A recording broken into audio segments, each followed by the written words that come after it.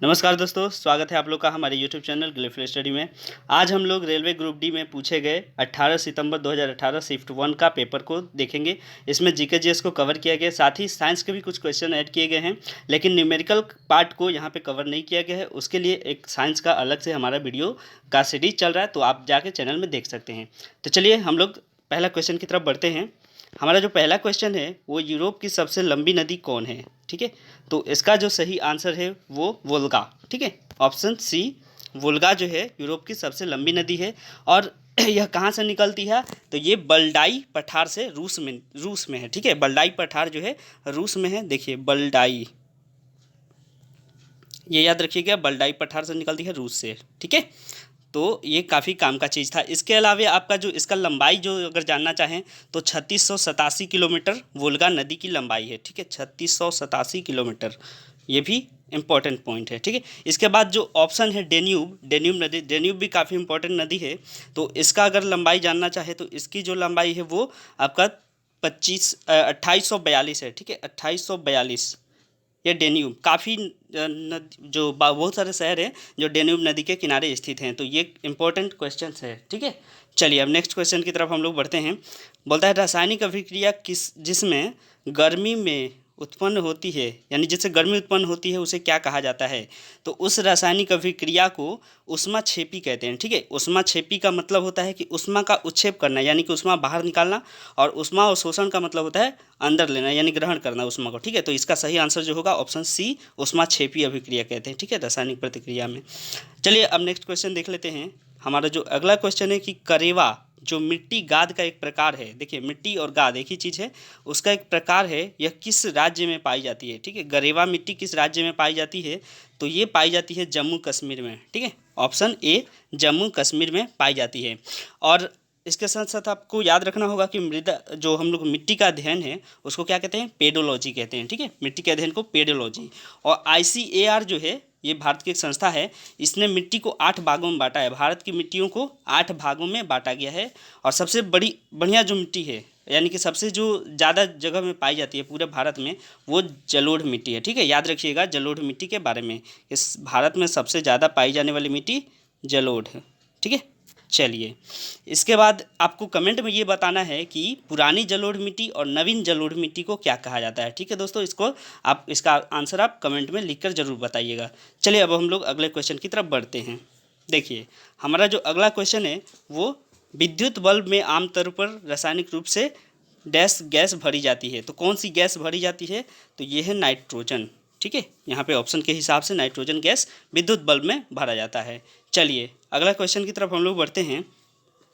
हमारा अगला क्वेश्चन है कि श्रवणीय रेंज से नीचे आवृत्तियों के साथ ध्वनि तरंगों को क्या कहा जाता है।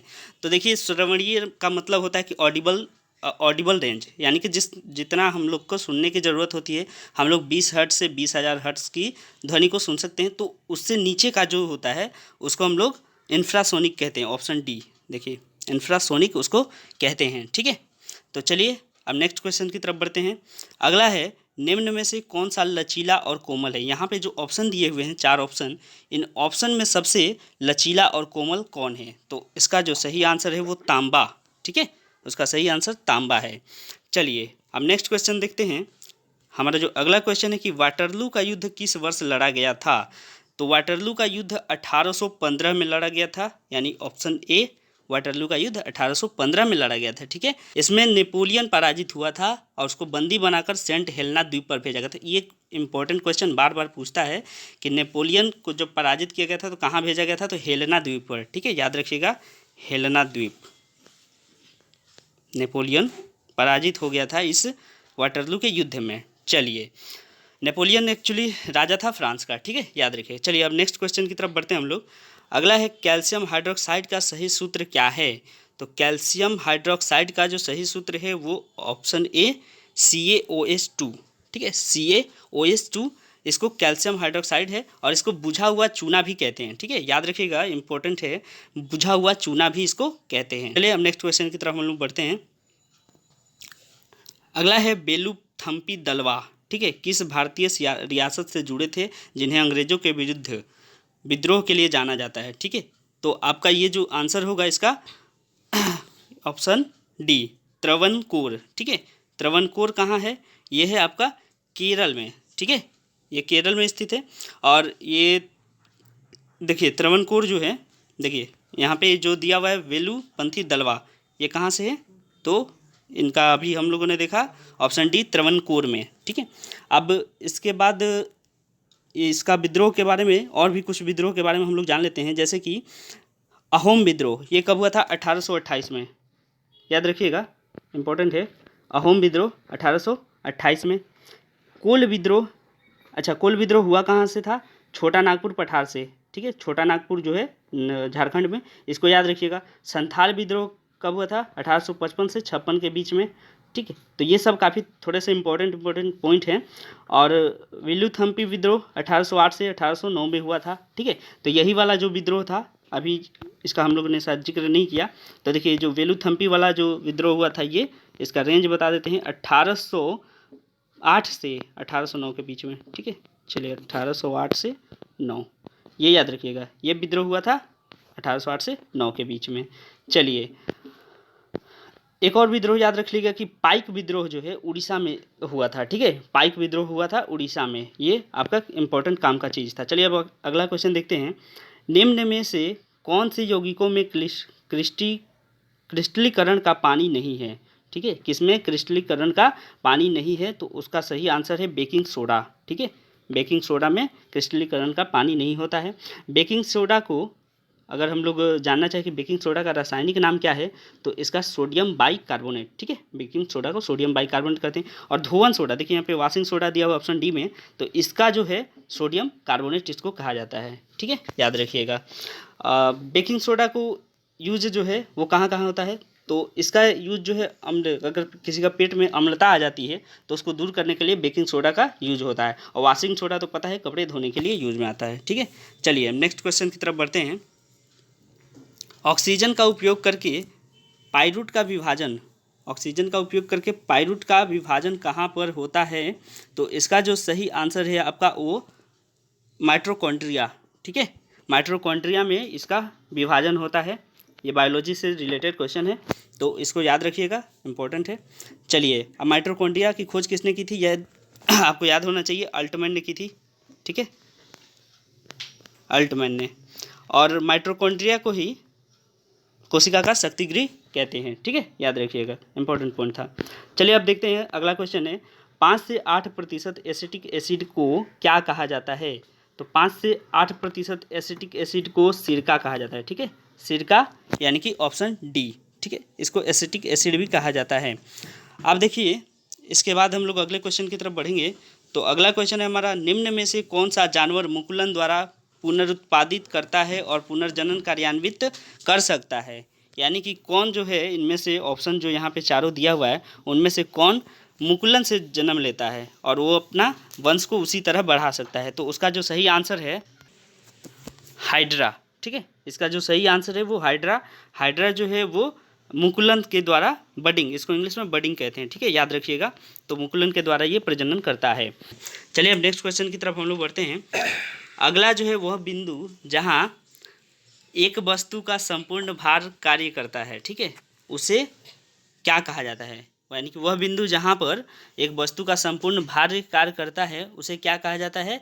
तो उसको कहा जाता है गुरुत्वाकर्षण, ठीक है, ऑप्शन बी गुरुत्वाकर्षण। आपको पता ही होगा गुरुत्वाकर्षण, और गुरुत्वाकर्षण की खोज किसने की थी? न्यूटन ने, ठीक है, इंपॉर्टेंट पॉइंट था।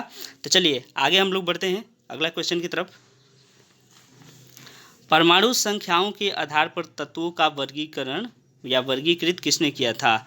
तो वर्गीकृत किया था यहाँ मोसले ने, ठीक है, ये मोसले, ऑप्शन ए मोसले ने किया था।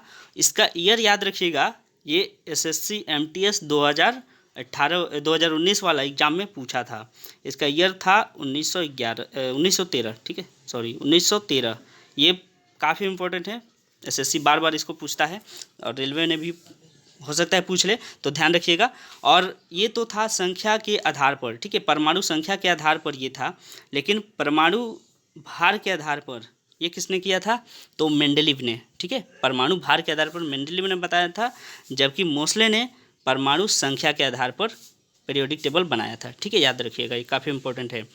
चलिए इसके अलावा परमाणुवाद का सिद्धांत जो है, यानी सबसे पहले परमाणु को अविभाज्य बताया था किसने, तो वो उसका जो सही आंसर है, तो डाल्टन ने कहा था कि परमाणु अविभाज्य है, लेकिन उस थ्योरी को बाद में गलत सिद्ध किया गया था। ठीक है, तो चलिए हम लोग अगले क्वेश्चन की तरफ बढ़ जाते हैं। निम्न में से कौन सा हार्मोन युवावस्था के समय लड़कों में दिखाई देने वाली उपस्थिति में बदलाव लाता है? तो इसका जो सही आंसर है वो ऑप्शन ए, टेस्टोस्टेरोन। ये एक मेल हार्मोन है। ठीक है, तो इसके कारण जो दाढ़ी मूछ या जो यौवन अवस्था की जो क्रियाएं होती हैं वो प्रकट होती हैं। ठीक है, चलिए दोस्तों देखते हैं अगला क्वेश्चन। प्रकाश की किरण पानी से गिलास तक जाती है तो यह किस ओर झुक जाती है? इसका जो सही आंसर है वो ऑप्शन ए, सामान्य की ओर और धीमा हो जाती है। ठीक है, यानी कि इसका स्पीड धीमा हो जाता है और सामान्य की ओर झुक जाती है। तो देखिए, पानी जो है वो विरल है, ग्लास जो है सघन है, यानी कि जब क्या बोला है, पानी से गिलास में, यानी कि विरल से सघन में जब जाएगी तो सामान्य की ओर झुक जाती है और धीमा हो जाती है। तो ये कंडीशन है इसमें, तो याद रखिएगा। आज के लिए इतना ही, हमारे वीडियो आज का इतना ही, आज क्वेश्चन कवर हुआ था क्योंकि ज़्यादा जीएस पूछा नहीं था। बाकी जो है इसमें न्यूमेरिकल आज का ज़्यादा पूछा था, तो वो न्यूमेरिकल का पार्ट जो है कृष्णा सर लेकर आएंगे, तो आप लोग उसको ज़रूर देखिएगा। देखने के लिए वीडियो को थैंक यू, धन्यवाद। और चैनल को सब्सक्राइब करें, लाइक करें और दोस्तों के संग शेयर जरूर करें। Thank you.